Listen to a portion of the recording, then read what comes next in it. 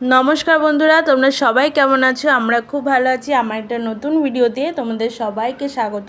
তো সারনাথ সম্পর্কে কিছু কথা আমি তোমাদের সঙ্গে শেয়ার করতে চাই।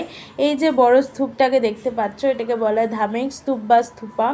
তো এই স্তূপ নির্মাণ করেছিলেন সম্রাট অশোক প্রায় 2300 বছর আগে। তো কালের নিয়মে জায়গাটা ধ্বংসপ্রাপ্ত হয়। তারপরে 1835 সাল থেকে 1905 সাল পর্যন্ত ইংরেজ শাসনকালে একজন আর্কিওলজিস্ট আলেকজান্ডার কানিংহামের তত্ত্বাবধানে এখানকার সম্পূর্ণ ইতিহাস উদ্ধার করা হয়। তো জায়গাটায় গিয়ে তো খুবই ভালো লেগেছে আমাদের। আমরা মিউজিয়ামও দেখেছিলাম। এখানে যে অশোক স্তম্ভ, যেটা এখানকার মাটি খুঁড়ে পাওয়া গেছিলো, সেটা ওই মিউজিয়ামে আছে। তো তারপর আমরা হোটেল থেকে খাওয়া দাওয়া করে আমরা গিয়েছিলাম মণিকর্ণিকা ঘাটে। তো এখানে জানো অনেকেই যেখানে মৃতদেহ দাহ করা হয়, আমরা একটুখানি দেখেছিলাম। তো জায়গাটা খুবই সুন্দর। ভিডিওগুলো কেমন লাগছে জানি।